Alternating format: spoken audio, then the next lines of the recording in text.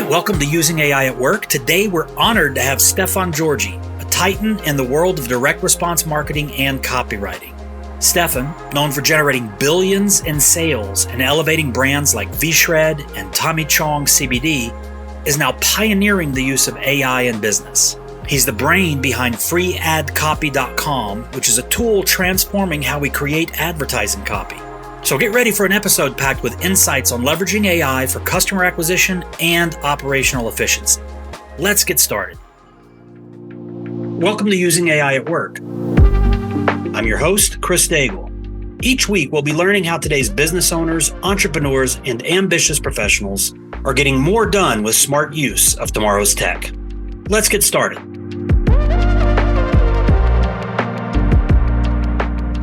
All right, Stefan, welcome to the podcast. I'm really excited to have you here. I know that you're as much of an enthusiast about this topic, even more so than I am. So I plan on learning plenty, as do the listeners. So before we get started, why don't you tell everybody what you think they need to know about Stefan? Yeah, for sure. And thanks for having me, Chris. My pleasure. So what should people know about me? My background is a direct response marketer and a copywriter, which is somebody who writes ads. Throughout that time, I've been able to partner with a lot of businesses, and as an advisor, an actual equity partner, whatever it is, helping them to grow and scale, mostly direct to consumer types of things. So, for example, I helped a company called VShred go from, I think, maybe around 50 million at the time to 200 plus million per year. Did some work with Chong CBD, which you might have seen on Twitter, now X. Yeah. But really a lot of different kind of brands like that, helping them to grow and scale. And so I've started a lot of different businesses, partnered a lot of businesses, and anything direct response marketing and acquiring customers and growing and scaling digitally is my wheelhouse and my jam. But you also are now educating as well, correct, with your groups? Can you talk a little bit about what that looks like? Yeah, for sure. So I partnered with a friend of mine back in 2019, and we created like a mastermind type of thing where, we're helping other business owners to grow their companies and scale, get more customers, all of that. Since then, it's morphed into different branches of kind of training and education. And, specifically since about summer into fall of 2022, so a little bit before ChatGPT came out, really started pivoting to AI. And so our goal is to essentially, like, if you look at our mission statement, is the first word. I won't swear. I'll self-bleep myself, but basically it's to help people not get effed by AI, right? And so to accomplish that, we have really different things, like whether it's software, SaaS products, courses, all the way up to kind of expensive, like $30,000-$40,000 a year kind of masterminds. But we're really trying to help people at all levels have access to AI tools, processes, things like that they can, become more efficient, more effective, improve workflows and processes. And so that they sort of embrace what's happening rather than get caught unaware. And it's a lot more painful because it's not going to happen, right? It's already happening. It's only going to accelerate as far as like the disruption and kind of like a global shift in adoption towards AI. Well, based on that mission, I think you're in the right place as far as being on this podcast. So one of the things that I'm always curious about is, so my experience was I heard people talking about GPT. I'd heard about AI, obviously, a long time ago, but I heard about GPT, and I'm a smart guy. I've been around tech and MarTech and all that kind of stuff for a long time, but I just assumed, that's somebody else's opportunity. It's not for me. How did you go from not being a user to being who you are today? Like, what was that journey like? What was the first exposure where you had that aha, that moment? Yeah, the first exposure, or the first, I guess, aha moment was in like early November of 2022. So again, ChatGPT came out at the end of November. Yeah. I'd already been thinking about AI a bit before that, but early November, I did this like little 2-day thing with Agora Financial, which is a big financial publisher. Lots of people I used to run have heard of for them.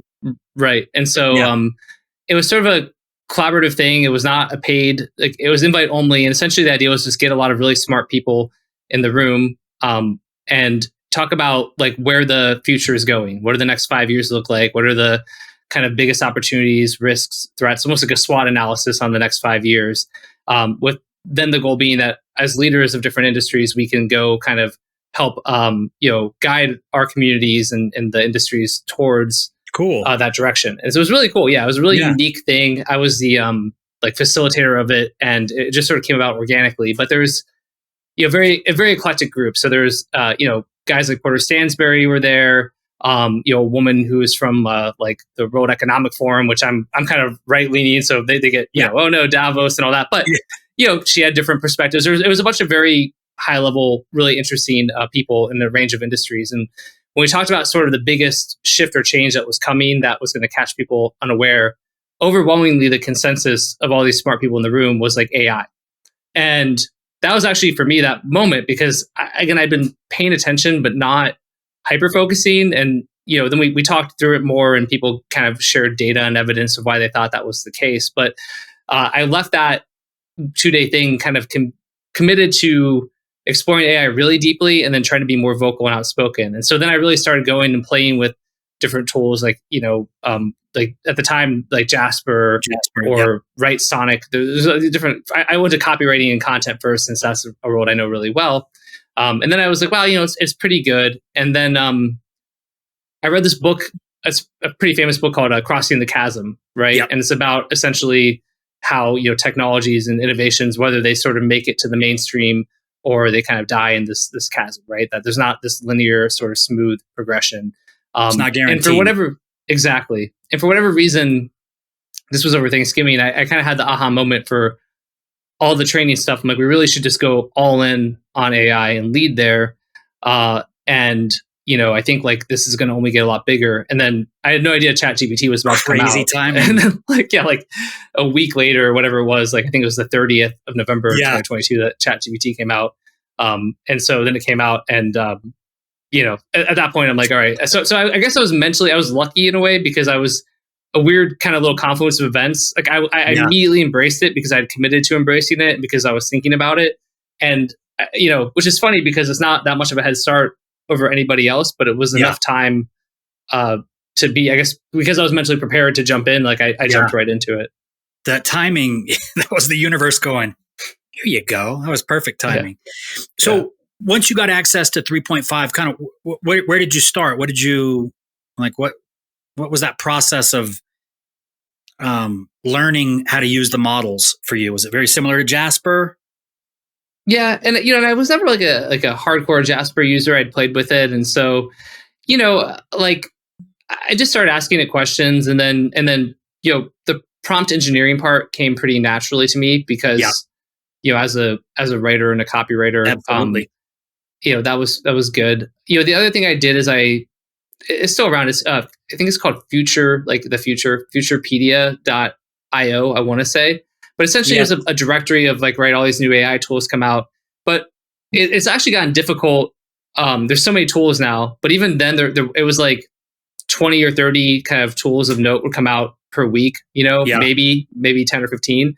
So I kind of made a goal of going on that every week, going through, looking at the new tools, signing up for accounts, doing trials, just trying them, so I could kind of understand a broader depth of the capabilities, right? Because copy is one thing, but there were tools for workflows and all kinds of other stuff. And then as of now, I think 95% of the tools are dumb. I mean, not to be mean, but it's sort of a menu planner, and you're like, all right, cool. There's a million, that's not going to be the breakthrough killer app. It's not. Yeah. But occasionally you find a pretty cool one, right? So I try to expose myself to a lot of that as well.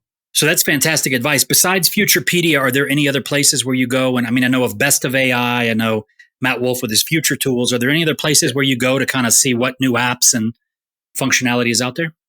So one thing we did, which honestly I think might be worthwhile for other people, is we hired some researchers to kind of go and start compiling do a weekly report of hey, here's the new trends.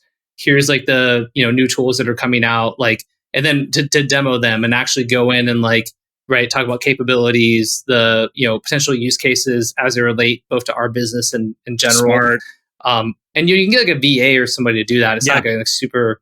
We're paying a few grand a month for a really talented person. And so I think that's one thing. I go to like, the only other one I regularly go to is well, I'm on like Twitter or X now, so you'll see stuff there. And then like even actually, funnily enough, like Venture Beat, which is obviously a well-known publication, right? But they're a good kind of like a good marker of where the wind's blowing generally, right? And so agreed. If you go there, like almost every story is about new kind of large language models or new AI tools, and so that's the place I still check regularly. It does give me anxiety because then you see there's all these different generative AI things and they're all getting all this money and you're like, oh God, do I need to try this one? And you're trying to stay abreast of it all. But yeah. So one of the things that I've seen recently is the suggestion that you don't need to be tech to be a good prompt engineer. You need to have a mastery of the English language or whatever your language is, right? As a copywriter, and for those who aren't familiar with what copywriting is, these guys are masterful at eliciting emotion and action from the written word. You may not know what it is, but you read copy all the time, from every advertisement you see to the radio, TV commercials, and that sort of thing. So somebody who's spent as much time thinking about the impact of like an individual word would have within the context of a whole sales letter, because I would imagine that you get that granular with that process, right? It seems like you would have an unfair advantage in being able to elicit like good response, good output from the models. For somebody who hasn't, they just consider, communication just dashing off an email or something. Do you have any advice for them that would help them kind of compress that learning curve of knowing how to communicate with GPT, Claude, whatever? Yeah. To me, the short answer is that Claude is generally my favorite large language model of kind of like the big out of the box ones, right? Uh-huh. And the reason why is because you can just give it referential material and have it like, immediately have that knowledge. And so like, for example, if for copywriting, if I want to write great YouTube ads, if I have a training on YouTube ads, whether it's a video and I get a transcript and turn it into a PDF, or it's like a PowerPoint or whatever it is, right? I can basically take that, go, hey, Claude, here's a training about how to write great ads, analyze this, tell me about the structure, what are the takeaways, whatever it is. Yeah. Does it. All right, cool. Now I want you to write some YouTube ads for, this product or offer or brand. Here it goes, right?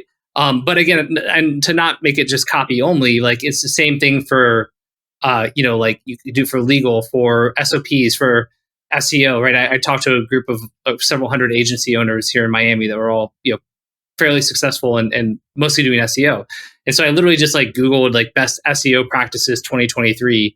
And then I think they're interested in hyper local SEO. So I'm like hyper SEO local, like took that stuff, gave it to Claude. Hey, here's like, a training on hyper local SEO practices, right? Like based on this, like what's like a list of SOPs? What's a checklist? If somebody's going to do, hyper local like SEO, what would it be? Like, well, there it is, right? And then what's cool, what did they think about it? They loved it. They were, that's the funny thing, right? I have this, I've done this talk a couple of times live. Like I'm not doing a lot of public speaking right now because I'm building so much, but I'm down here in Miami and I moved here plenty of summer. opportunity. So yeah, it's like when people, if it's local, I'll do it. I'm generally not going to travel for anything right now. But it's funny because I've done a talk like a couple of times down here where it's really just like how to use Claude. I feel like and it's just like, upload a PDF like that teaches Claude something. Now have Claude, kind of do what you just taught to do. And, but every time after that training, people were like, or that talk, people were like, oh, you're a genius, like, oh my God. And to me, it feels like not that complicated, but I'm not trying to be like arrogant. It's just like, to me, I guess it makes sense. But if you've never done it before, so yeah, they really liked it. And then, the other part, there's a tool called Agent GPT, which is like an auto GPT type of tool. So essentially, for those who are watching who don't know what that is, like, you have like these agents. You have like a AI basically goes and does like different tasks for you, and it does it over several loops. So it kind of it iterates and can even improve or get better or go further along. So as an example, if I'm like, hey, Agent GPT, like you're a hyper local SEO expert. We need to find hyper local SEO content for this ice cream parlor in Coral Gables. This is the example I use, right? There's an ice cream place I go to with my family. Like, so based on this, like, go to work. And so it's like, it's hard to describe, I guess, but basically it's like, all right, giving myself tasks, right? So then Agent GPT goes and assigns itself different tasks. Like, all right, go find micro influencers, go find blogs and Instagram accounts that are in Coral Gables, like go find keywords, like find, social media handles. It just starts doing all these different things. And like, it ended up finding like, find events that are in Coral Gables where we could like, either advertise or hijack like, SEO related to these events and have that. And it started doing like social media posts of emojicons. Like it literally can just do all this crazy stuff, and it's doing it on its own. In the background, you just gave it one prompt. But the important thing is you kind of gave it the guidelines. So really going back to your initial question of like, how do you how do you shortcut that process? I think it's like referential material and then like bumpers or guidelines. You're sort of like, like here's the instructions. I really like, they talk about natural language programming, and all you're really doing is you're giving a set of instructions to the AI. And, if you have parameters or direction or, guardrails of like, don't go over here, stay in here, you'll tend to get like, pretty good outputs, and you really don't have to know a lot. I mean, that it's pretty wild. I think I basically felt like at the end of that, I'm like, I could probably beat most of these people in this room on SEO if I wanted to go start an SEO agency, which I don't, but Right. Were there any fear or trepidation expressed by the audience when you showed them how easily it was for somebody like you with not an SEO agency owner to be able to get those results? It wasn't like outspoken in that specific instance. It was a wake-up call, I bet. Yeah, there definitely was a lot of people who were kind of like, generally when I demonstrate, people kind of feel like, all right, yeah, I've been putting this off. I've been ignoring it. I've been putting my head in the sand. I need to step up. But, on a broader level, I mean, adoption is still very low overall. And like, I remember I was reading something in The Economist a few months back, and it was sort of like, they were talking about like global firms, and I'm going to totally make these stats up, but roughly it was something like, only 30% of them said that they had like used AI within their company. And out of that, only half of them had decided that they're going to keep using it regularly. And so there's this really big opportunity, I think, right now for smaller business owners to, gain a lot of market share and just move a lot faster. Right. So, yeah, I mean, the timelines, the way I kind of talk about, like, as a quick note, there's like sort of like legacy timelines and there's like kind of today timelines. Right. And it's like the legacy timeline of all these different processes taking weeks or months or whatever it is. And most people want to operate there because they're comfortable and understand that. But the truth is, if you can, generate advertising collateral, images, creatives, videos, like SOPs, like you can automate, like we're actually like doing things like automations, like all these sorts of things, in like minutes, then you're going to win. And so, you have to kind of shift your mindset on the way, the timelines with which things get done, I feel. So this is interesting because, in the legacy timeline, we felt that there was a velocity or a tempo of getting things done, right? And our behaviors outside of production or outside of work were built around those. And now I'll give you a perfect example. We're doing some stuff, and I worked a lot over the past couple of days, more than I normally do. But I think I was able to get about 2 weeks worth of legacy production done in about 2 days. And this isn't pure synthetic output. This is synthetic that gets massaged and reworked. Like, this is me participating with it, not just hitting a button and letting it happen. Like, final output in 2 days. That opens up. I mean, the first thing when you were saying that, I was thinking there's going to be a lot of people who, if they start using this, they're going to say, "Oh, I've run out of things to do." Right? "Oh, I got it all done." So it opens up this conversation about business owners and employees and consultants needing to be much more intentional about a broader plan. Because if this thing can eat your weekly plan in a day, and now you're out of stuff to do, you're not out of stuff to do. You just haven't thought ahead. You haven't built out your timeline, your strategic execution plan for longer than this week or next week. So did you encounter any of that, or do you have any feedback perhaps on where to go with that? I know it's kind of I think of some weird stuff. So. No, I don't think it's that weird. I think it's a good question. I think there's, validity to that. I mean, I think one thing one idea that kind of struck me early on was that AI doesn't make us less creative, because there's this knock kind of right out the gate from people that like, oh, we're gonna just outsource our thinking to AI. We're gonna we don't like creative types, and don't have to be creative anymore. They tell AI, but I think that's BS. I think it unlocks what I would call like a meta creativity, which means instead of having to like burn all those calories in your brain about the right word choice or the right image to use or the right whatever it is, it's like that part's handled. So now you can zoom out. It's really like the holy grail, right? Like everyone's always been talking about this forever, of like the whole, work on your business and not in your business. And it's like, this is like one of the most enabling things to be able to do that. I mean, probably the most enabling thing of our lifetimes. And so, and if you look at it that way, then nothing really changes, because it's sort of like, all right, what are your goals, your objectives as a business, like your KPIs, where are you trying to go? I mean, maybe you're expediting those timelines, like what you wanted to accomplish in 5 years, you now try to accomplish in a year. But to me, like, if you didn't have a clear picture or vision of where you're going, and or your vision was small, I don't mean that in like a demeaning way. It's just sort of like, if your vision is like a lifestyle business, right, then you might get there really fast. But cool, congratulations. Like, go write the novel you want to write. Like, I mean, like I so as far as I've experienced that, I mean, we're doing a lot of stuff, right? We have like 2 kind of active SaaS projects / products right now. An agency, we're launching some different brands and things. We've got the training and things, but I found myself over the last couple, like Christmas, New Year's, having a good amount of time, because I've got a good team, and then we've got good processes, and we're using AI for all this stuff. And so, I'm doing some wild stuff. Like I'm writing a book, I'm doing essays and things like that. Kind of like a lot of intellectual things that like I've wanted to do, but I feel like I never had the time. But now it's like I actually have the time to do it, which could then have even more of an impact, right? Yes.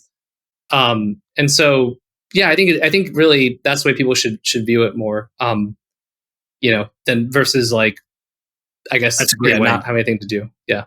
Yeah. So inside your team, you mentioned that you're a process-driven company. It's the only way to be able to get, as much done as you guys are getting done. Where did you start with the introduction of AI into the process side of your business? Yeah. So, I mean, it started with copywriting first and foremost, because that's, a core competency, and it's one of those high value skills. And so, but even that was really interesting, because, okay, like for those who are watching who don't know like what a sales letter is, right? Or a video sales letter. Essentially, it's like an infomercial script. It's online, but they're like 6, 7, 8,000 words long, very specifically structured, a lot of like nuance and all of that.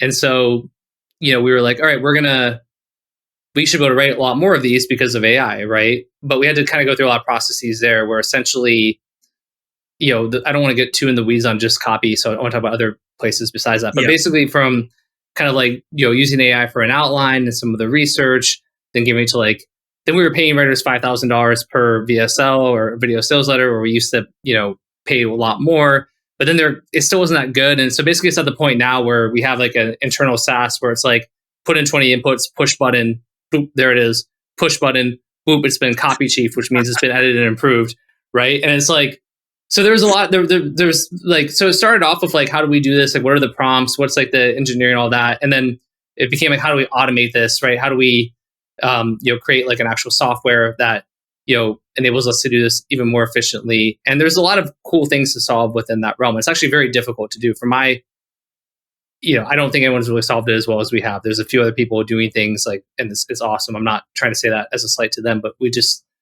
put a lot of work into that. But then it becomes like, okay, well, what about everything else? So, all right, emails, right? Every company, you have to be a copywriter. Your company almost certainly sends out emails. So, if we're going to email our lists, different lists of kind of buyers and prospects every single day, like, okay, what does that look like? How are we generating emails efficiently and effectively?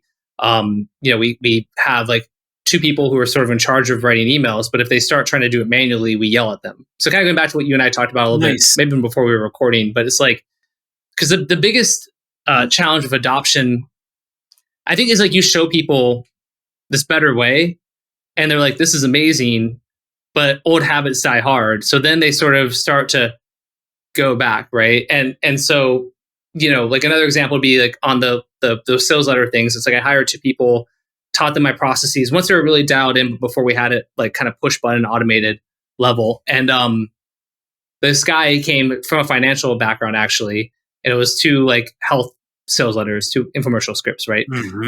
And in the first week, he wrote like basically 2.5 in his first 5 days, and he's never written health, kind of for like a supplement type of thing before. And he's like, and they were good. I'm like, yeah, like we sat through it. I mean, I'm like, this is amazing. And then the next one took like 14 days. And it's like, why? And it's because then he like, and he had to go travel back to like Baltimore to pack up his stuff and move down here to Miami. So I wasn't in the office with him. And he basically started going down rabbit holes and kind of diverging from the process and all of these things. And so we had to be like, hey man, like, I get it, but like, trust the process. You don't, you're now making this way harder than it has to be. Right. And so you see that a lot. But good then point. Other examples, like we have a really great COO, and she loves Claude now, but it took her a while. But now it's like every single thing that we do, right? Every video, every transcript, every meeting, like we've got Otter running. There's other transcript, AI transcription tools that, like, I can't imagine. I know Zoom does it too, but like not using something to have a transcript of every single call you do in every single meeting. We right? do that. And then you can put it into like, again, Zoom can do it. Loom does it if you do a screen recording. But like then she'll put it to Claude, like summarize it, an hour-long transcript, an hour-long call, 2-hour-long call. Summarize it. What are the key takeaways? Like, what are the action items here? Who had what was said, right? Now take it and like do a Slack message to like our leadership team or an email that kind of like summarizes the key points, talks about who took on what responsibilities, when they said they were going to, like all these things. And so now she's able to like, just be so efficient with it. So things like that are just really, really valuable from an efficiency standpoint. Have you guys taken it as far as once that output's there, that automations take over and they start doing this for the administrative person or whatever? Yeah, I mean, we're playing with that stuff. I mean, I can't tell you that we have that so dialed in, but that's definitely where it's going. There are a lot of like certain things that, there are like, if it's like a research thing or like generating documents or things like that, there's other processes where we're still, there's some human touch points in it. But I mean, realistically, that is probably more our fault for not moving. How much efficiency can we get? It's like, at some point. It's endless. So one of the questions you mentioned that these copywriters are going back to their old ways. And I would imagine that any business owner or employee or whoever, they're going to learn this stuff. They're going to come back to the team and say, oh my gosh, you got to use this stuff. And everybody's going to look over their shoulder and go, oh, that's cool. And then they're going to go back to, hitting rocks the old way. Any advice? I mean, trust the process was a fantastic bit of advice, but any advice for business owners who may encounter, I expect them to encounter that, but what would you tell them? Yeah. I mean, I think there's a few things. I mean, it's tough. It depends on the size of your organization. Like, in my case, I'm building this team down here, and we're actively hiring for at least 3 more positions. We have a call tomorrow where we might bring on a pretty big new kind of agency client, which will nice. If I hire 3 more people on top of that. So and I want people in office, which is funny in this age of remote work and AI. But I just find that there's a lot of value to that. But but I am hiring very intentionally for people who are like already using AI, that are excited about it. So I think, moving forward, like being proactive about that is really important, right? As far as like the people who've been with you for a long time, who maybe are more resistant, it's tough. I mean, I think one clear thing you can do, and I think Eddie Malouf said this, I think Alex Hormozi said something similar, but essentially telling them like, look, if you embrace this stuff and become more efficient, like your job is safe. If you don't embrace this stuff is where your job's not safe, right? Because I think there's part of it's like a stubbornness of like, teaching an old dog new tricks, and part of it's like a fear that it's going to replace them. Like, well, if I do a good job of this, like they want it to not be good, because if it's good, it could mean that they're replaceable. Key point. And so I think if you communicate to them, no, it is good and it can make you great, then it could help alleviate some of like the fear and concern, right? And and probably there's other positive reinforcement things of like, if they get stuff done way faster, you have to be careful with this. You want to set an expectation of like, they're now suddenly only working half the time, but like some of the times, right? Be like, hey, great job. You used the AI, you did exactly what I asked. Like, this looks really good. Like, I want you to see the fruits of your labor, like take the next 2 days off or something like that. Or like, if they're like a W-2 employee who that's valuable to them, right? Ways to incentivize them to sort of see like the reward of it. Or maybe they have like a passion project within the company saying they want to pursue that, we don't have the resources or the time, right? And you're like, hey, this is great. Now that you are so efficient with this, like, let's talk about that thing that, you've been really excited about, right? And how can we use AI to do it in the most efficient way? I mean, like, that's really valuable. And we're doing that internally for sure. There's things where a lot of stuff I would have said no to as like a leader and CEO of a bunch of different companies, like I now say yes to, because I'm like, but the caveat's like, how do we test this out like an MVP in the most efficient way possible? And with AI we can do that. And then I guess I'm excited. Then they're trying to engage with AI, figure out how to use it, how to use these processes. They're learning more, even if the test doesn't result in the outcome they were hoping for. Now they have these new skill sets, and now they're thinking that way. So that's another really really valuable way. You brought up a couple of good points. First off, that like incentive or rewards program, even if it's only occasional, great idea. And when we're working with companies, one of the first things we tell them is that, look, if you're going to get this AI initiative team together, you better screen them and make sure that they're already using the tools and that they're enthusiasts, because otherwise you're going to get somebody that wants to see failure. They want to keep things the way that they are because of fear, because of misunderstandings. And the way that I've heard what you were saying, the way that I've heard that quote is, AI is not going to take your job. Somebody who knows AI will take your job. Yeah, so exactly. The way that you guys are handling it is fantastic. So outside of work, are there like lifestyle applications? I know you were joking about the GPTs that can make menus and stuff like that, but are there, I would imagine that an individual who's running a bunch of businesses, that you have resources that need to be deployed. And by resources, I mean investment opportunities or bandwidth for your attention and things like that. Do you use the tools to help you prioritize or explore, like, of all the roads open to me, which one is the best choice? Do you do anything like that strategic? I've played with doing that. Most of the time it's more like, it's like ideation. It's more like about testing ideas, and they don't have to be related to business. But like, I'm like an avid reader, and right now I'm reading a bunch of books from sort of doomerists, like the kind of people who are like very educated, who are very afraid of like AI and biotech and all that kind of stuff, right? And I really try to read, which I'm not a doomerist. I'm like an optimist, and like I think innovation solves all of our problems, but not all of them. But I mean, ultimately, we innovate out of problems. We don't sort of hide from them, right? And that's my philosophical orientation to the road. But they'll elicit interesting thoughts, right? And there's things where you want to kind of experiment out, or you're like, all right, well, what does that look like? What is like the long tail of this idea? And so I'll go to like Claude, or usually it's Claude, and I'll kind of ask it questions and be like, what am I not considering? What are like rebuttals? What are different angles to this, right? Or if I'm using GPT-4 with like a Dolly or whatever, like, can you do a visual representation? Like, what is it, if we were trying to like to encapsulate what we just talked about into like a picture or an image or a graph or whatever it is that could like really represent this, what would that look like? And so I use it like as an intellectually curious person to like synthesize data, things of that nature. I think occasionally I've used Agent GPT to go down rabbit holes. I mean, I saw this is a really bonkery. It's not bonkers. It was really interesting. Like, I saw yesterday, this guy had this paper published from he was a professor at the University of I think it was Louisville, and it's basically about underground nuclear testing and that its like impact on climate change. And I'm like, well, I've never even heard of that.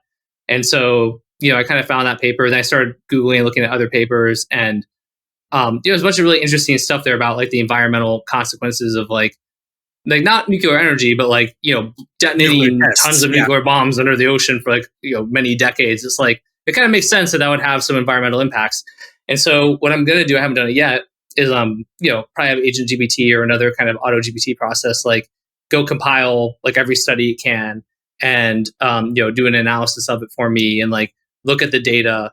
And so, if I had an investment thesis, I would definitely do the same thing. I probably wouldn't base my investments purely on AI at this point.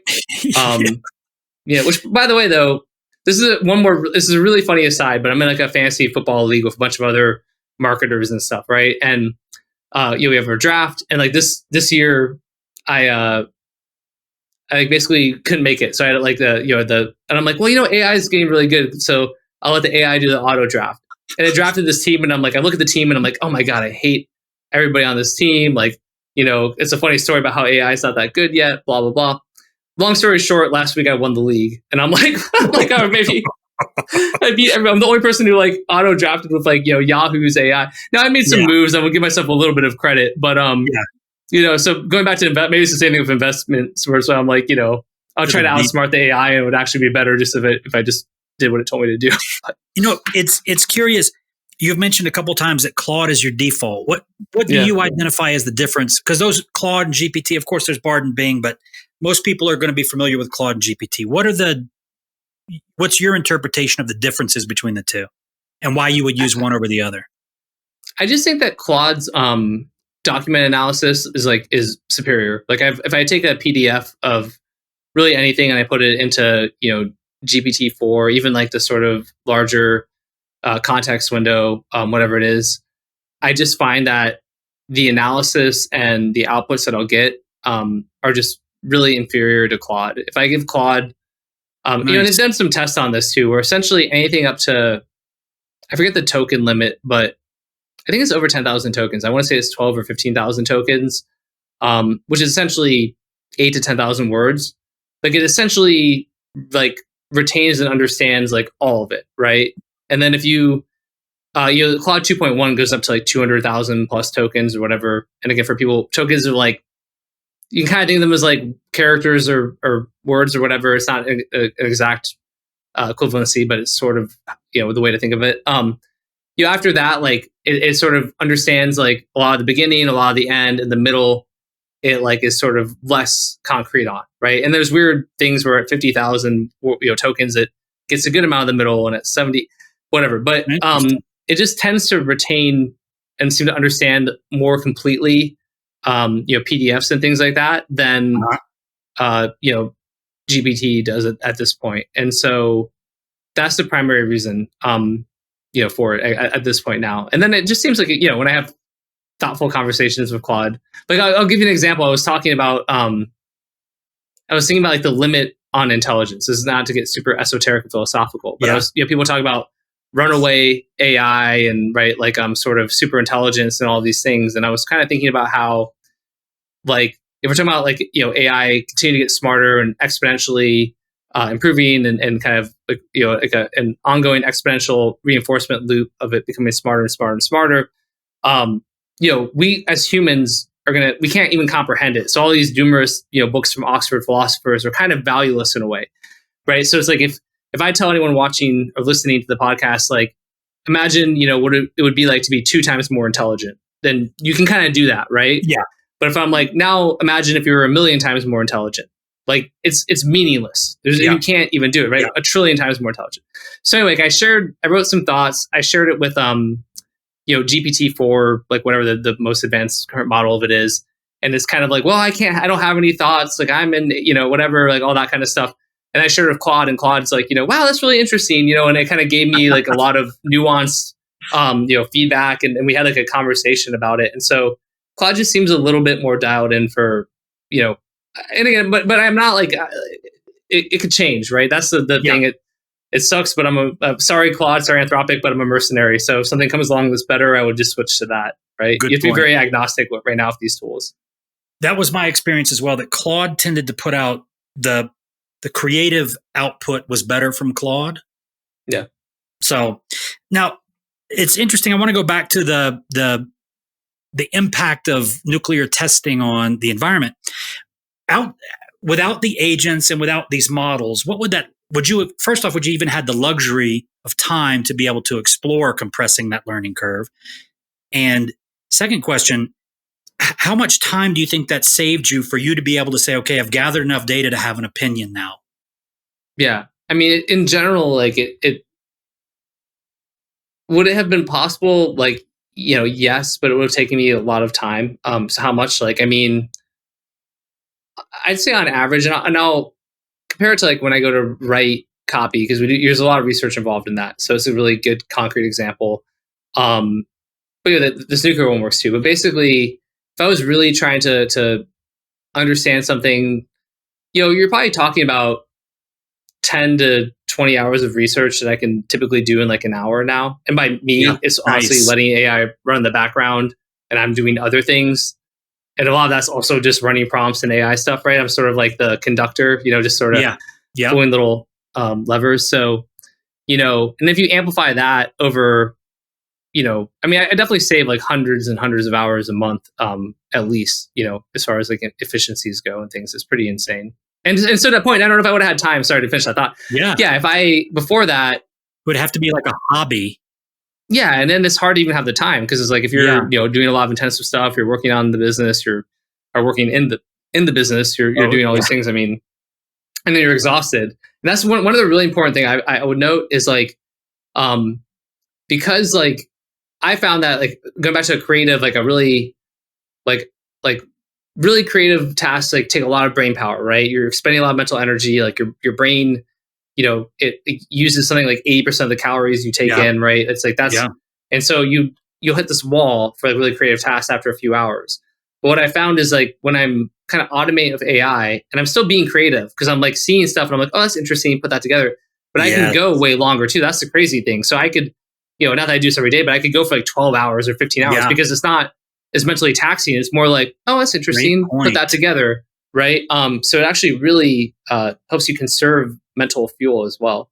Now that you mention it, I didn't even consider that, but that's how I was able to work for 14 hours the other day and knock out a week's worth of work in one day. Yeah. Interesting concept because the brain does use most of the calories and all that good stuff. And this concept that of any type of intellectual query that you may have where you're able to dive in, business owners, if you're not interested in, understanding the bigger mysteries of the universe, apply the same thing to a business model or a concept in business or anything like that. You don't have to go get, buy the $1,000 course necessarily and go through it over 2 weeks. You can get the general idea, and these models will allow you to do the iterations and to the point where after one session, you're like, okay, I understand that. Now, how do I apply it to my business? Oh, how do I apply it to my business? Right. Let me give one cool concrete example as going to do with copy that will probably hopefully be valuable. So like I mentioned, we have a couple like SaaS things. One's like a forward public facing, like it's sort of like a freemium model. And then one's like that sort of internal like sales letter writer thing. And we're working on a few others. But so we hired like a CTO, and he's like a really accomplished guy. He's CTO of 2 different companies that got acquired for a lot of money. We're paying him a lot of money. And my COO and I were like, kind of felt like there's this sort of gap on like project management where it's sort of like we're not getting like reporting on these sort of specific things with like the developers. Well, like why are we not getting these clear reports and whatever it is? So we're kind of sitting there talking. I'm like, dude, let's just go look at like, and went to Claude, but I'm like, hey, what is like the org? Basically, we're like a small SaaS startup. We didn't take investment because we're self-funding, but I'm like, we just raised like a seed round for like $500,000 or whatever it is. Like, what would our org chart look like, right? And it kind of like gave us like this org chart. Nice. Like, all right, cool, right? And it sort of like had the different tech things. We said we're a SaaS company, and basically then we're like, all right, well, what is like a CTO for a company of this size, or maybe that's gonna grow to a bit larger? Like, what would the roles and responsibilities be? It's like, and like it gave us like the list. Like, all right, and then we noticed that there was like this other, like it was like a development lead, I think, or something like that.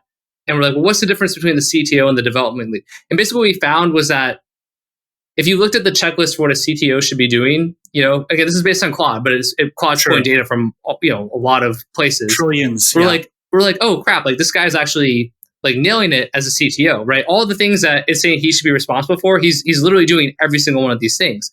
The problem is we want him to be doing this role over here that we didn't even know existed until we Nice. asked. Now, like seeing what this, like we just need to hire that person to have them interface with the CTO. And then our problem solved. And it literally was like this thing that was causing all this stress. And like, did we make the wrong hire with this guy? And all these sorts of things.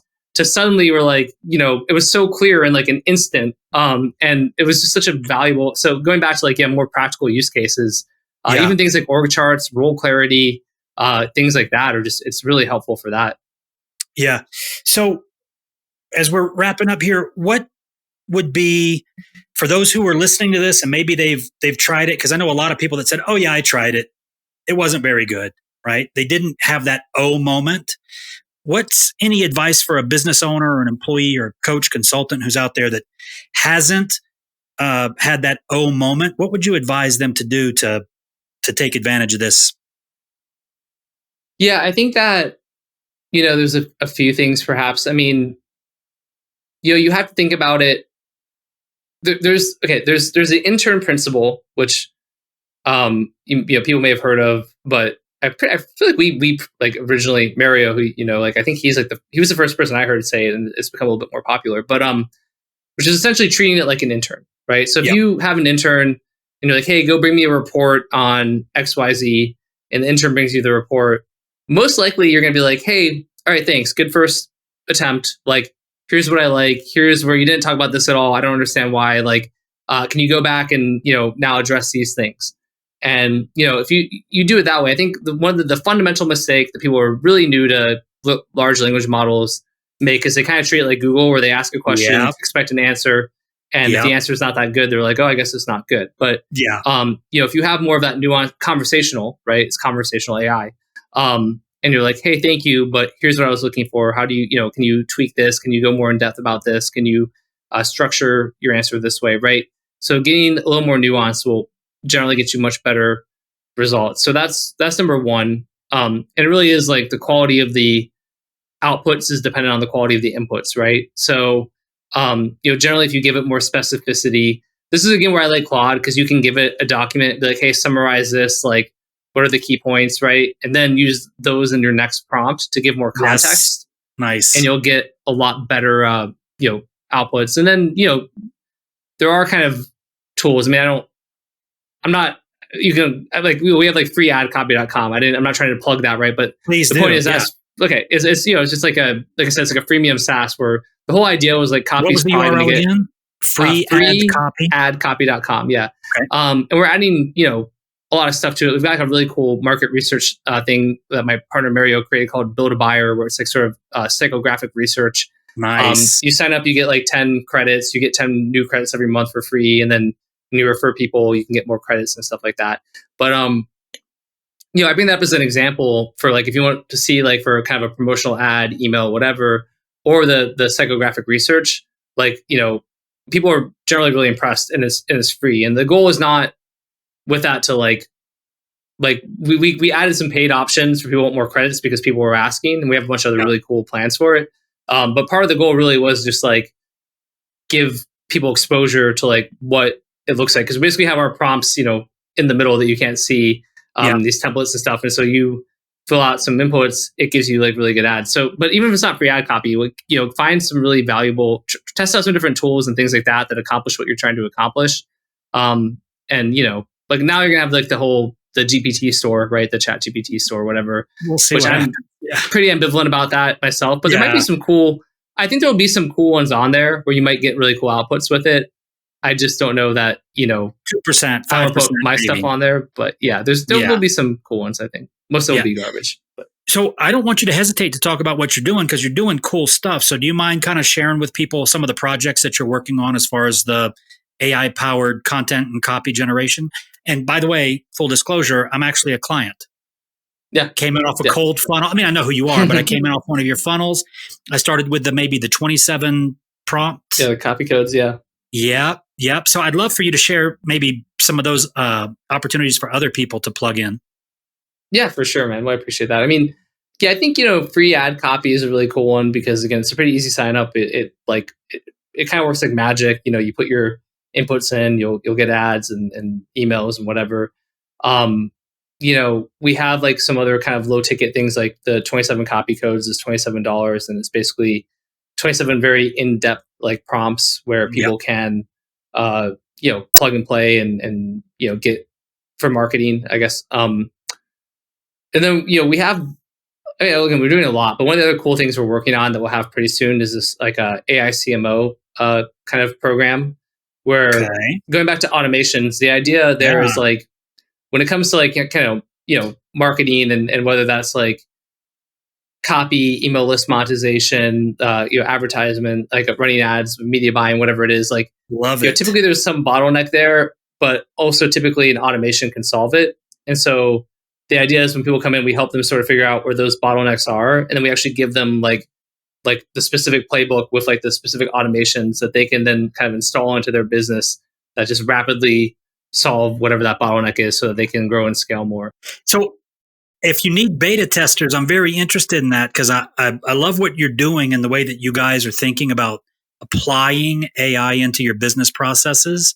So no pressure, of course, but if you wanted like legit feedback, because we're doing some software development over here and using primarily no code, and I've never created software before, and it's a testament to the ability of an individual like me who's not a software expert to be able to communicate with a one-man team that can now go, hey boss, what do you think about this, within a few hours, right? MVP is built. So pretty incredible stuff. Will that be a service that like an individual is augmented by AI, or will it be, I give it my inputs and it spits out like proposed automations and stuff? To start, it'll be kind of like a done with you. So it'll be like kind of like a 10-week or 12-week type of program with like, kind of the coaching, training, like the step-by-steps, like, the help of implementation. Very cool.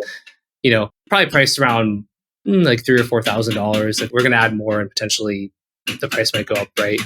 And then, we're working on like, to be honest, I don't mind saying, I mean, one of our goals on the SaaS side is like essentially really to automate everything though to that point, right? So it's like we have free ad copy where it writes like great ads, right? Well, then the next thing is like, all right, cool, turn it into a video ad, push the button, and it's like, right, AI generated great video ad, background, whatever it is, like you upload your product and the product is, in there, like we have a spokesperson, you can clone them like we would have Hey Gen or something like that. We can talk about that. Like now they're in there. Right. And I'm like, all right, cool. Like, deploy to my ads manager on Facebook and optimize ad spend. Boop, like, all right, cool. We need a landing page, like we need copy, right? Like I really want to create like the full kind of middle, like it's not middle layer technically is means something different, but call it a middle layer, right? Where it's like I'm not going to be able to create the new Shopify, but creating sort of like the ecosystem of like basically where you can automate every part of like marketing and launching something that then integrates with a Shopify or funnels or whatever platform people use or custom through APIs. Like that's what we're kind of building towards. So I love it. And for those of you who aren't AI enabled at this point, if you understood what he just said, a one-person team now has basically the heavy lifting of the CMO role handled. And if you can replace, I don't know, whether HR, operations, whatever the other functions are of your business, with a tool like what Stefan is talking about related to marketing, I want you to start to see, oh my gosh, I don't need that's just a stretch, but I don't need other people on my team necessarily, or as many people on my team, which is pretty impressive. So we're going to have all your social handles and everything popping up on the screen and down in the show notes. But is there a particular channel where you feel like you're expressing yourself the best, where people should follow you to really learn more about you? I mean, to be honest with you, I think the two best are like, my email list and Twitter, aka X. I mean, I'll be honest with you, on X, I'm all over the place. Like this sort of my cathartic, like, yeah, me too. I can go be real. So, you'll see me kind of just talk about random stuff there. Like if you like, I don't know, but that's my favorite platform right now, to be honest with you. I just think it's like, there's the flow of information is so fast paced, So, I think probably, Twitter, X, which I think it's just that Stefan Georgi, but we'll pop it in there. To get on the email list, just go to freeadcopy.com and subscribe. Yeah, if you sign up for free ad copy, like you'll be on like we have an email, we send out emails to people who sign up for it. I have like a personal list that if you go to stefangeorgi.com/subscribe, you'll get on that one. That one's where I kind of share more of like, basically I write the ones that go to my email list. I don't write the ones that get sent a free copy. Is the difference, right? I'm heading there after this recording finishes. I'm going to go subscribe. You'll have a new subscriber, plus all the people who will be subscribing from this. So Stefan, anything you want to say in closing? I think this was fantastic, and I really appreciate your time and being as open to the questions and answering those. Yeah, no, it's my pleasure, and yeah, I love talking about this stuff. And and the only thing I would say is for people who aren't embracing the stuff, just you have to, right? It's like I know it sounds like, okay, like, what does that mean? But it's like, I don't know how to say it without sounding cliche, right? Every technological revolution, there's people who are resistant, who kind of give you all the reasons why it won't succeed, who, worry about job loss and things of that nature. And every single time it ends up being like for the better and, being a net promoter, like a net positive, and leading to growth. And, it's just no different here. And the fears about, okay, well, artificial general intelligence, people will be out of work. It's like only if people don't have, big, exciting things that they want to accomplish. If they want to have big and exciting things they want to accomplish, then, there shouldn't be job loss. There should be more, right? We're hiring more people, not less. Now, to be fair, right, we're more efficient as well. So if copywriting, like our margins on that agency went from like 30% to like 80%, right? Which is phenomenal. But that frees it up to where like now, like we can pursue all these other things. We can hire other people for these projects. We can do this stuff, right? And so, ultimately, like it's just for what it's worth. If you thought I said some valuable things, then you should really take me at my word that like this is not like a fad. There's not like if it froze now, if we didn't improve it, if GPT-5 stinks, it would still be like absolutely essential that you use what we have 100%. Today, like constantly, right? And it would be wild for you not to. And there's a window of time where a lot of other people are going to be resistant, and that will go away. But this is, to me, like the most, opportunity-filled time, of any of our lifetimes, I think, as far as what we can do entrepreneurially. So it's really exciting. That's great advice. And you guys are on fire over there. I had no idea how busy you were. So, brother, virtual high five, boom, blessings to you and the family. And again, thank you so much for taking time out of your extremely busy day to share with us. And I'll be in touch. Yeah, absolutely. Thank you, Chris. Thanks for tuning in to Using AI at Work. Don't forget to subscribe for more conversations about how to use AI at work. And a special thank you to our sponsor, Chief AI Officer, for empowering businesses with AI education and training. Visit their website for a free AI readiness assessment and AI strategy guide to help you get started using AI at work. That's www.chiefaiofficer.com. So thanks to our producer, Evan DeSaulnier, for making this episode possible. Follow us on Twitter at the handle Using AI at Work, and visit www.usingaiatwork.com for free resources to help you harness AI in your role.